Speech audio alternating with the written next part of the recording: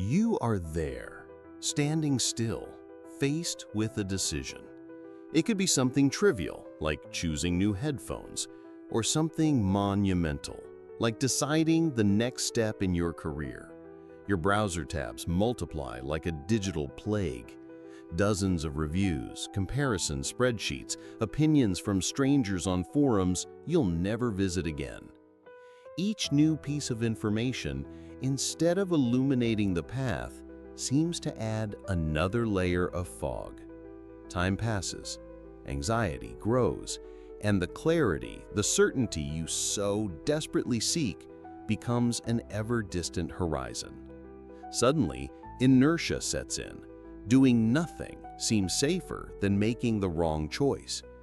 If this feeling of drowning in an ocean of possibilities is familiar to you, if you've ever felt like a prisoner of your own mind, a brilliant brain sabotaging itself with its own analytical capacity, then you are not alone. And more importantly, this is not a character flaw. It's not laziness. It's not indecision in the classic sense. This is a bug in your brain's operating system. It's a primitive defense mechanism designed for a world that no longer exists, short-circuiting in the information overload environment of the 21st century. The clinical name for this bug is analysis paralysis syndrome. And today, we will not only understand why your intelligent brain becomes your worst enemy, but also install a mental software protocol to bypass this flaw. A simple and powerful rule used by CEOs, engineers, and elite strategists to make effective and fast decisions. Have you ever wondered why the most intelligent people are often the most susceptible to this type of blockage? The answer lies in the fundamental architecture of your brain. To simplify a network of 86 billion neurons, imagine that your brain has two main managers in constant dialogue, the CEO and the security guard. Your CEO is the prefrontal cortex. It's the most evolved part of your brain, located right behind your forehead. It's responsible for rational thought, long-term planning, logic, and complex analysis. It's what allows you to compose a symphony, write programming code, or plan the construction of a bridge. The CEO is powerful, but it has a critical weakness. It consumes an immense amount of energy. Every decision, every analysis, every calculation is metabolically expensive. It gets tired. This fatigue has a name: decision fatigue. Now, meet your security guard. It's the amygdala, a small almond-shaped structure located deep within the limbic system, the emotional and primitive brain. The guard is not smart, it's not logical. It has only one function: to detect threats. To wit, the world is reduced to two categories: safe and potentially dangerous. It is fast, efficient, and operates on fear. When the guard detects a threat, whether it's a predator on the savannah or the possibility of making the wrong decision and being judged for it, it pushes a panic button.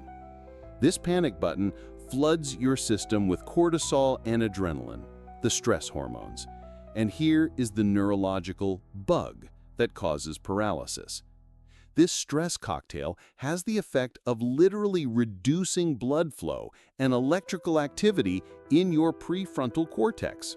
In other words, when the security guard panics, it partially shuts down your CEO. What is a threat in the modern world for an intelligent person? Uncertainty, ambiguity, the possibility of error, the fear of missing out on a better opportunity, FOMO.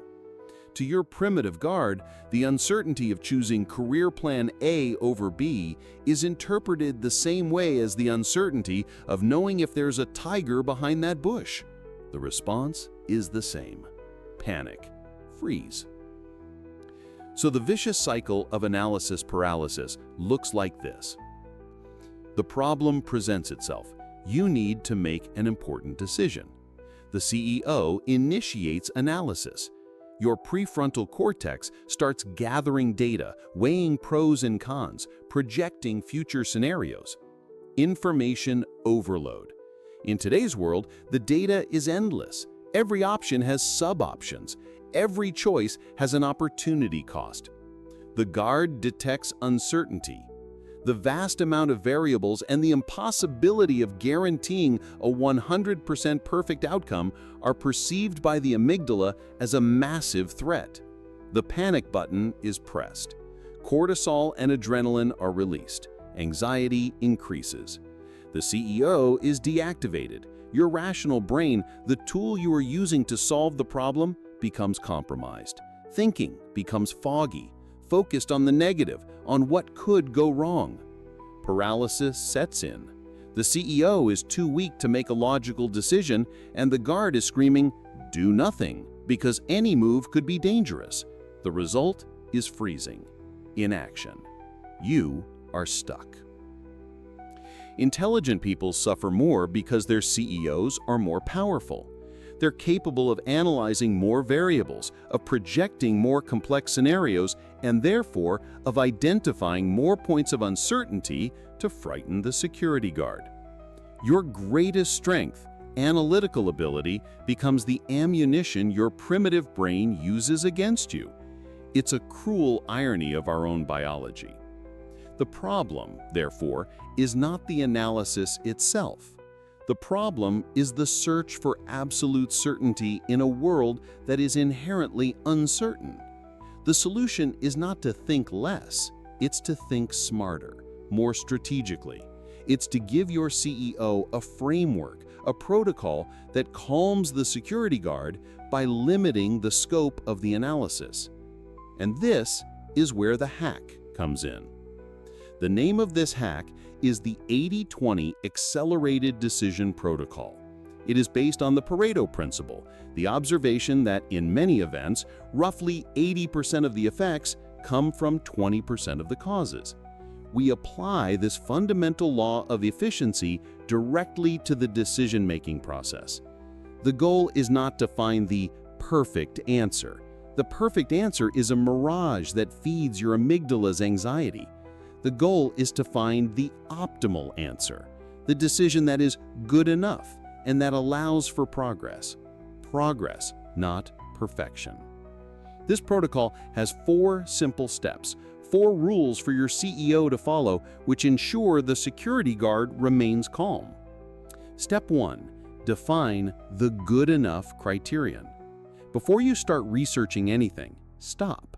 Take a piece of paper or open a text document and write a single sentence that defines what a good decision would look like. Not the perfect, flawless decision, but the good one. What is the minimum viable outcome that would solve the problem? Example, you are choosing a new city to live in.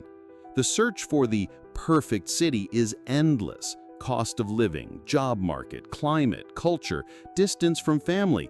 It's an analytical nightmare. Instead, define your good enough criterion.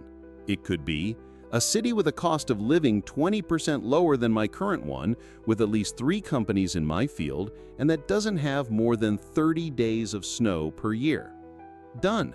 You have just given your CEO a clear and finite target. You have transformed an ocean of possibilities into a problem with boundaries.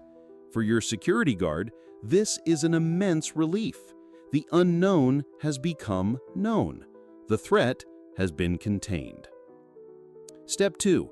Identify and focus on the 20% of critical information. Now that you have your criterion, identify what are the few variables that will give you 80% of the confidence in your decision.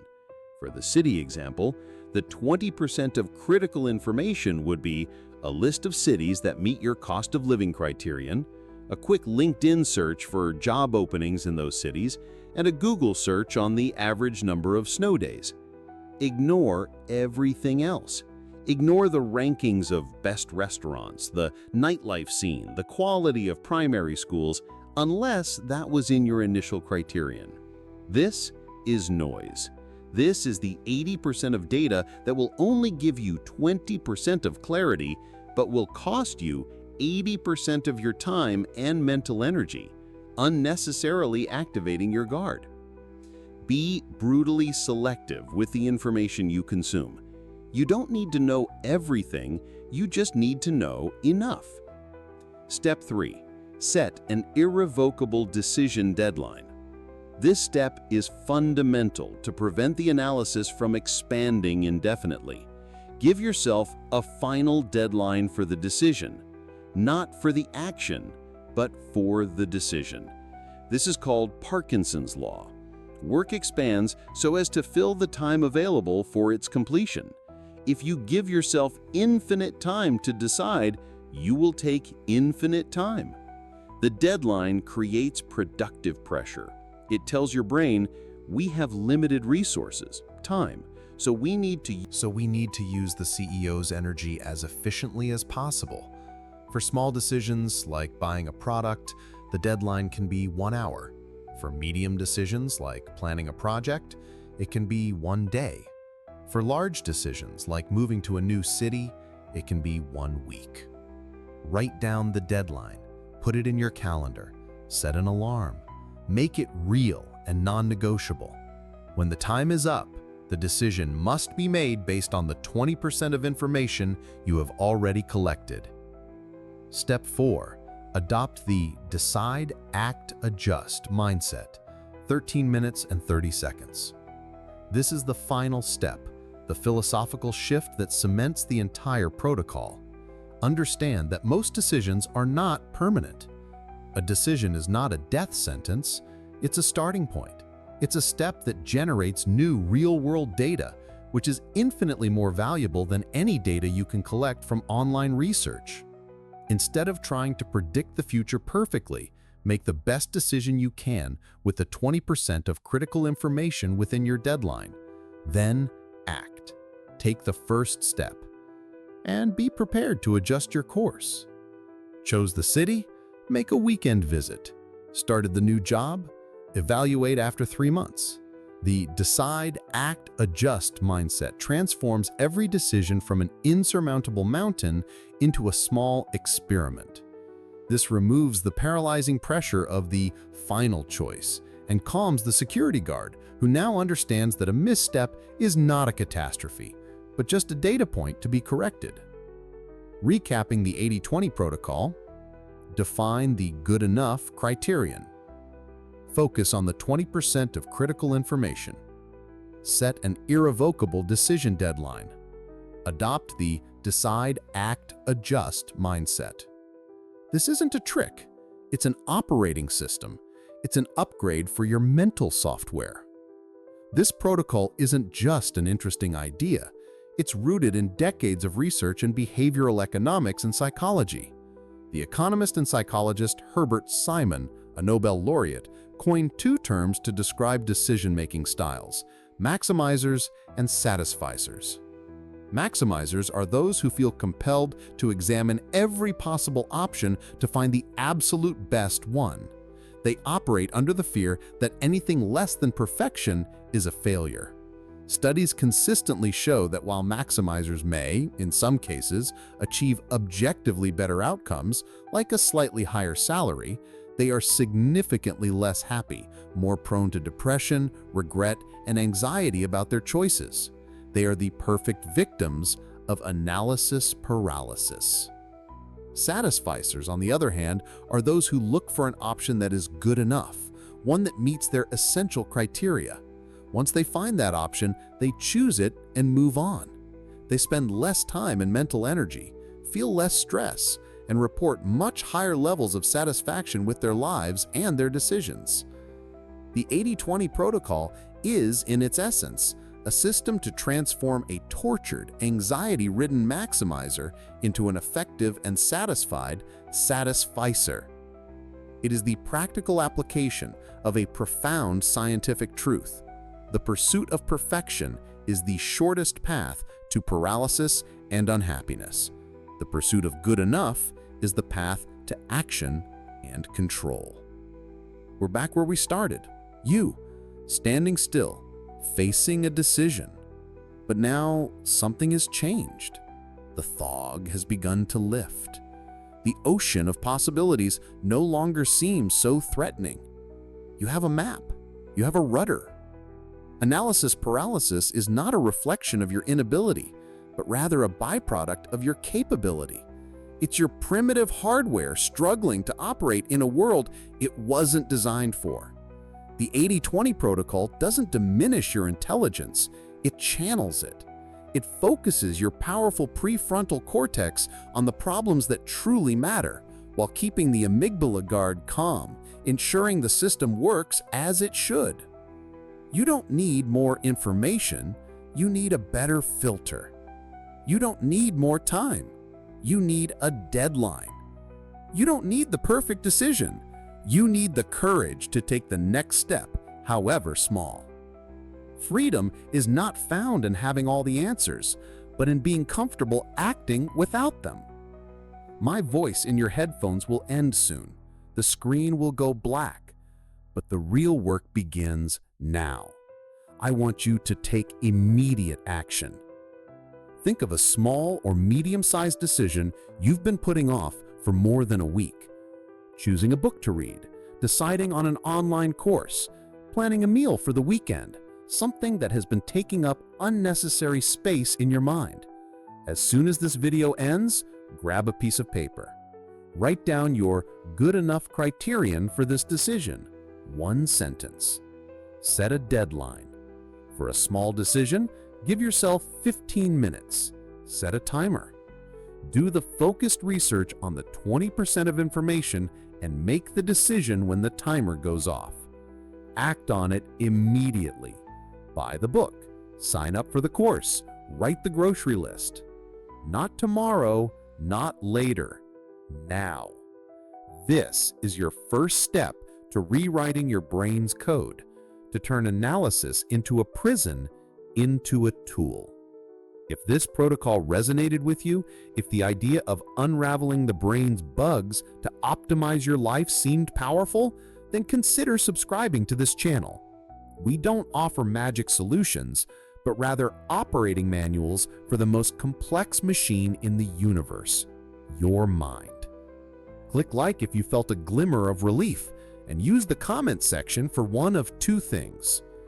Share which decision you're going to unlock using the protocol, or suggest the next brain bug you would like us to unravel together. Remember, your brain is not your enemy. It's just running outdated software. It's time for an upgrade.